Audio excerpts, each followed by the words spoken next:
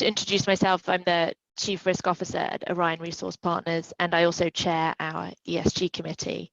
And I want to talk about one of the benefits of responsible mining, and that's the value that can go into local communities from mining projects.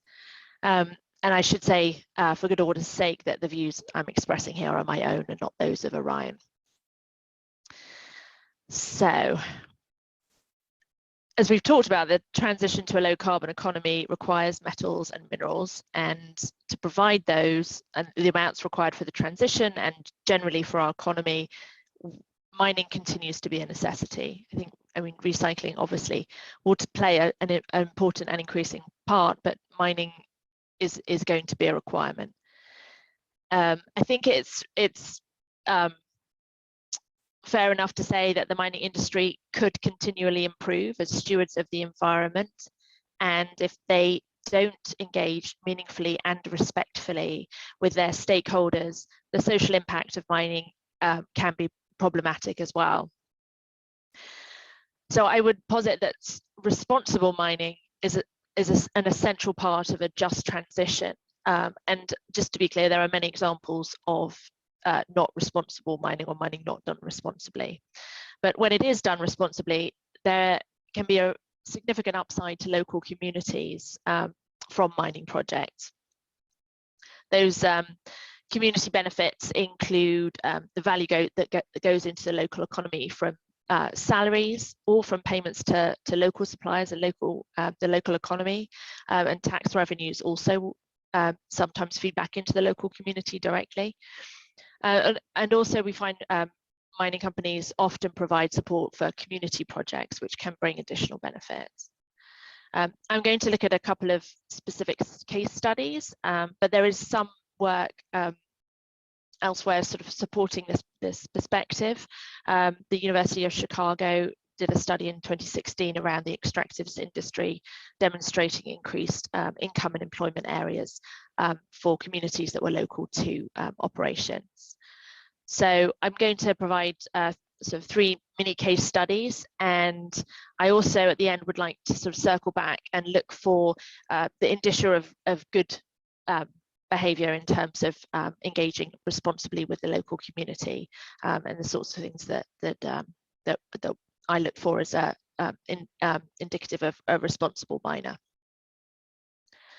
So this first case study is a really interesting one. It's a project in Brazil, and it's a project to improve income and empower women within the community local to the mining project. So the company engaged with their local community and identified women from local farming families who wanted to build a facility to mill cassava flour. So they're already involved in planting and harvesting cassava, and this project would then bring them further up the value chain with a mill facility as well, providing a final product, which is cassava flour. And this project offers an opportunity for the empowerment of women in this rural community, and that goes beyond just increasing income. It increases, strengthens community ties, and also provides experience that helps these women develop roles of autonomy and leadership. And there's a prospect of kind of increasing this and growing this to impact more women as the project goes on. What did the company do here? Well, they listened to their stakeholders and they went with a community-led project. So rather than imposing a corporate view of what the community needed, they listened and supported the women with the project they were leading. The company provided construction materials and also helped the initiative access different partners to provide other resources for the project. The company also provided some land for testing of cassava varieties. I think they tested 52 different varieties. I had no idea there were so many, but to look for better yield. So it's kind of a really interesting project there. So moving on to the second slide, this is one of improved housing, and this is at a mining site in Western Africa. The mining company had it's an open pit mine, and the main pit came quite close to the village in its original location. The company engaged constructively with the stakeholders in the village, and that's an important point. That doesn't just mean engaging with the community leaders, but engaging all the way through the community structure if it's done really well. And they came to an agreement that they would build a new village site at a different location. And they wanted to make sure that obviously this was an improvement on what the community had already. And the housing included solar panels for sort of energy independence, a really good water distribution system, public lighting, and community spaces, including a market. And one point to raise here is that the community relations team, as they engaged with the community, they understood that in the current village, the water distribution system was subject to breakdown, wasn't always functioning well. And so what the company did was that they provided tools and they trained local artisans so that the community itself could manage its own water supply going forward and ensure that they had a more consistent supply there. And then a final slide. I think we all appreciate the power of the internet. I mean, we wouldn't be here today if we didn't have the internet. And internet access is not equitable across the globe. So this particular mining company in South Africa provided free Wi-Fi hotspots in various communities surrounding their mine. And they did this via an app, which also provided some information on the mining company itself. They also engaged with local micro businesses to provide training for community members to access that internet connection via those Wi-Fi hotspots. And the upside there is the risk of stating the obvious, access to educational resources, to job searches, and a whole fantastic range of information that the internet provides for us, including conferences like this. So those were the case studies. Just want to now just run through a couple of things that we look for when we're looking at mining companies to ensure that we think that they're really engaging meaningfully and respectfully with their local communities. So a grievance mechanism is absolutely essential. The company has to be actioning on those grievances and closing them, and that grievance mechanism needs to be really accessible to the community and meeting the community where it is right now. They should have already comprehensively mapped their stakeholders and understood how to meaningfully engage with them, and they need a really clear plan for that engagement and community outreach.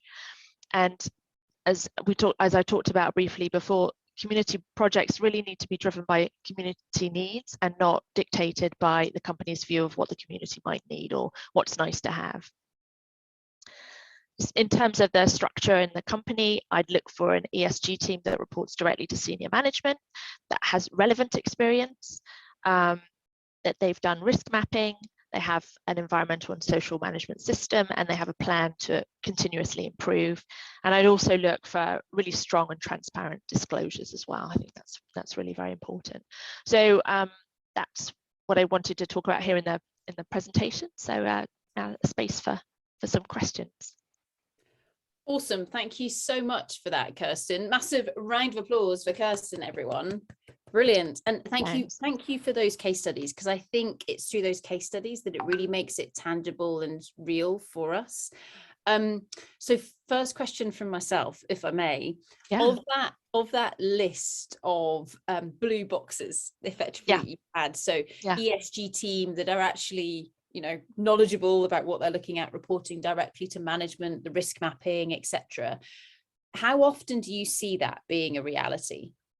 So generally we see that the companies are getting there, and one of the privileges I have of being the position I'm in is that we have an opportunity to help encourage companies to really lean into their ESG. Right? So there's normally space for improvement. But we all can improve in the jobs we do, right? So we all have to be ready to improve and to take on constructive criticism. But in the role that we have, because we're engaging directly with those companies, we are in the fortunate position of really actually sort of trying to drive change meaningfully, whilst obviously understanding the sort of reality of operating your mining company, right? So it has, you have to work with the mining company and meet them where they are, but they often, we see really good intention and good steps, and some are really excellent and we have really little to say, and others we have some comments and we try and work with them to encourage what they're doing and help them improve. So do you have, Kirsten, and I know that you're not speaking on behalf of the organisation that you work for, just to make that explicit for everybody. Is it common, therefore, for organisations such as yours who are investing in, say, mining assets, to have clearly articulated thresholds where you kind of say, okay, there's a certain amount of ESG risk or potential threat or opportunity that you will accept versus actually what would not be acceptable to the organisation? Yeah, so I would expect that. I can't talk about my sort of other organisations, right? Because I don't see what they do on the inside. Our process is, it's not open. It's a specific bilateral conversation, and so we don't necessarily see what other similar investing groups might do. I would certainly hope so, and I think that I'm sure that there are many of my colleagues in the industry who are really actively engaging on that. And I think, as a risk professional, right? So I came to ESG from a perspective of risk. If you don't manage it well, then you're exposing yourself to a lot of risk. Keith, I think you really showed that in the work that you're doing, which is really fascinating. But what I wanted to do with this is to really sort of talk about the sort of potential benefit as well. But from a risk management perspective, it's absolutely crucial to really understand the entire investment, including ESG, and it's only going to become more and more important, which is a really good thing. Yeah. So with that then, Kirsten, and Keith, I'll bring you in shortly if you want to find that unmute button, because I'm sure you've got a comment on that. So Kirsten, the thing often, I think, if people who work within, like, say, for example, they work for a mining company, they assume that, it's the investors that have got all of the say. But investors, you've got, an investor has their own members. And so are you seeing pressure coming from your members or your investors with regards to ESG kind of cascading through that value chain? Yeah, so they expect us to be competent in this area, right? So they don't want to tell us how to do it. Generally, I think, but what they want to see is that we have a really solid system and process and protocol in place. And so, yes, they don't want there to be a risk coming out of this. They want to be comfortable that they're investing in something that is responsible. And so, we are ultimately answerable to them. And I think in general, they would all want us to make sure that what we are doing is engaging with groups that are carrying out mining on a responsible basis. Brilliant. Yeah, and I think that this conversation has increased in the bandwidth of the full conversation that we're having with our investors, and has increased over the last couple of years, and it's becoming much more to the forefront of those conversations, which is really exciting. No, it is. And I think, Keith, maybe if you want to come in on this, that almost like touches in on one of those questions that we had in your presentation, which is, nobody knows who Rio Tinto are because they're not sort of on the front of your computer or whatever it is, but actually you've got this lineup of different people who are all influencing or actually have stewardship accountabilities, I guess, kind of impacting on one another. Sorry, Keith, I know that you had a comment you wanted to make. No, thanks, Sarah. First, Kirsten, that was a really good presentation. Thanks for that. The question I had earlier from Vicky, which was, can I give examples of where people are doing good practice? Had I known, what I should have said is, Kirsten will tell you later. So thank you for your case studies. The question I wanted to goes down to the level of thought that goes into the ESG engagement, the providing of Wi-Fi and these other things, because they're non-core business for the miners. Okay. So if you think about marketing, you know, companies spend a lot of time looking and managing their marketing and their brand. Do you find they put in a lot of thought into what they can do within local communities, what might have big value for those communities? Or is it more ad hoc? You know, someone's come up with an idea, a manager talked to somebody in the community. You know, how does it kind of sit? So it should be thoughtful and done on a, you know, a programmatic basis, right? This community engagement. They should be reaching out to a representative group of stakeholders. They shouldn't just be, you know, stopping by the local community leaders' house, you know, they spitball some ideas and that's the community project. It needs to be done respectfully, and they need to listen, right? So there definitely are examples of things being imposed on local communities, and I certainly would say that that hasn't ever happened, right? You will have a new school because we think that's going to look lovely, right? And the community's like, well, we don't really need that. We need water, you know, that's, you know, not going to break down. So it's really important to listen to all the stakeholders, engage really meaningfully and respectfully with them.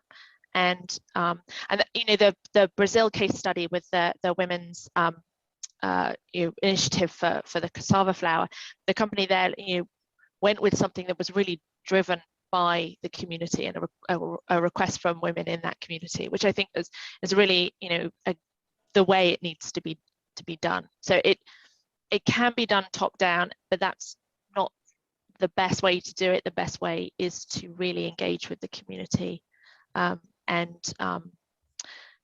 know, is everyone doing it the best way? I'm sure everyone can improve, right? But you know, I think the industry understands that, you know, the social risk that they have is huge, and the industry actually, I think, mining industry has worked long and hard to engage meaningfully with communities, and continues to improve in that area. So it's definitely a thoughtful, interactive process that I would hope so. Not always, maybe, but I would hope so, and that's what we look for. Yeah. Thank you. Brilliant. So I know that Andy has been getting very excited because he's like, oh, this is a beautiful segue across to myself. So Kirsten, thank you so much for that. Oh, and you're welcome. you so much for bringing those case studies and everything else into our discussion forum that we've got here.